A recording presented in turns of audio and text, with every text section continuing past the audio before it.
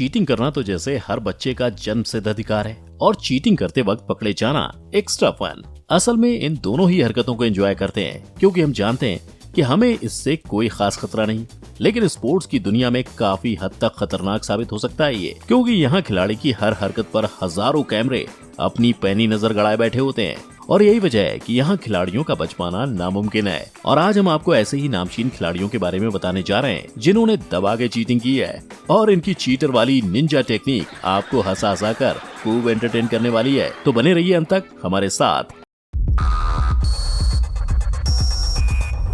Factify. Facts on your face. Ortrun Enderlein, Grenoble 1968। इनसे मिलिए, ये है ईस्ट जर्मनी की women's luge gold medallist Ortrun Enderlein. इन्होंने 1968 के ओलंपिक में बेहद सफल पारी खेली थी, लेकिन इसके पीछे ऑर्ट्रिन का एक बड़ा षड्यंत्र काम कर रहा था जिसकी वजह से एंडरलिन जीत भी गई। लेकिन एक जज ने दावा किया कि उन्होंने रेसिंग से पहले अपने स्लेज को हीट कर दिया था और उस वक्त इतनी ऊंचाई पर आकर ये सही में निराशाजनक था। असल में जज को शक होने के पीछे एंडरलिन के साथियों का पीछे छूट जाना समझ नहीं आया और तभी जज के टीम के प्रतिद्वंदियों से पता चलता है ऑर्ट्रिन ने अपने स्लेज को गर्म किया है और फिर एंडरलिन को देनी पड़ी बर्फ की गर्म परीक्षा ताकि वो खुद को बेकसूर साबित कर सकें। लेकिन कहते ना कि एक बुराई लाख अच्छाई छुपा देती है। एंडरलिन के साथ भी ऐसा ही हुआ और स्लेज के रेल को हीट करने के मामले में टीम को अयोग्य घोषित किया गया था और दिए गए सारे पदक वापस ले लिए गए। Madeline D Jesus, Los Angeles 1984। अगर आप जुड़वा होना अच्छा मानते हैं तो ये हमेशा अच्छा साबित नहीं हो सकता।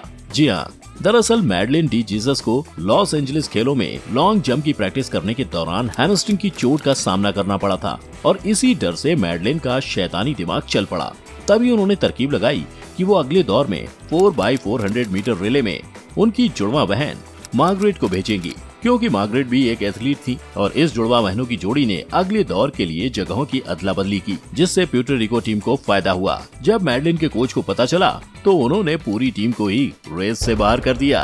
Ben Jonson, Seoul 1988। लंबी रेस का घोड़ा होना कोई बुरी बात नहीं, लेकिन घोड़ा बनने के लिए चने चबाना जरूरी होता है और शायद इसीलिए कैनेडियन स्प्रिंट खिलाड़ी बेन जॉनसन ने पुरुषों की 100 मीटर स्प्रिंट में स्वर्ण पदक जीता। इस प्रक्रिया में विश्व रिकॉर्ड भी तोड़ दिया।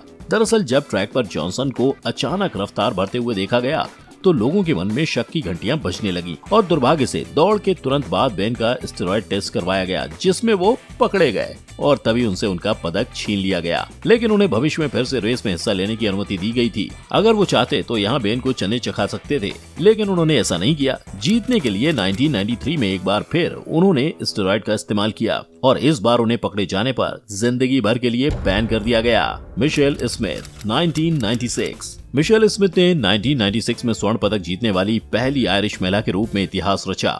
अटलांटा खेलों में 3 स्वर्ण पदक और 1 कांस्य पदक जीता, लेकिन बाद में पता चला कि उन्होंने अपने ड्रग टेस्ट में पॉजिटिव रिजल्ट से बचने के लिए अपने टॉयलेट के नमूने के साथ छेड़छाड़ करने के लिए शराब का इस्तेमाल किया था और फिर उनकी इस हरकत के बदले में फेडरेशन ने उनके सारे पदक छीन लिए। Marion Jones 2000। मैरियन जोन्स का सिडनी में 2000 ओलंपिक में एक सफल साल रहा था। उन्होंने 2 कांस्य और 3 स्वर्ण पदक जीते। वो एक ही गेम में ट्रैक और फील्ड कैटेगरी में इतने पदक जीतने वाली पहली महिला बनी।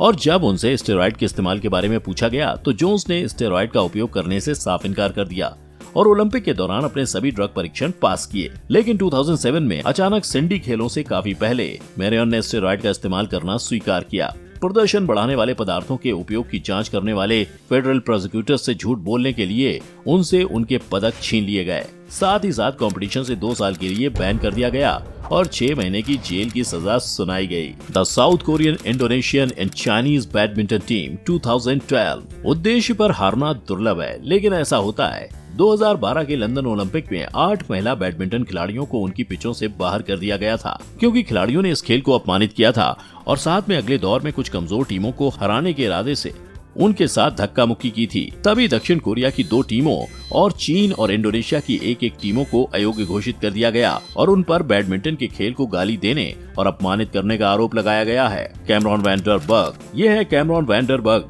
इन्हें आप पानी के अंदर और बाहर रहने वाली फुर्तीली चीटर मछली भी कह सकते हैं। इन्होंने लंदन ओलंपिक में 100 मीटर ब्रेस्ट स्ट्रोक फाइनल में स्वर्ण पदक जीता और विश्व रिकॉर्ड तोड़ा, लेकिन बाद में अपने प्रतिद्वंदियों की तुलना में खुद को आगे बढ़ाने के लिए लंबी डॉल्फिन किक लेना इन्होंने स्वीकार किया।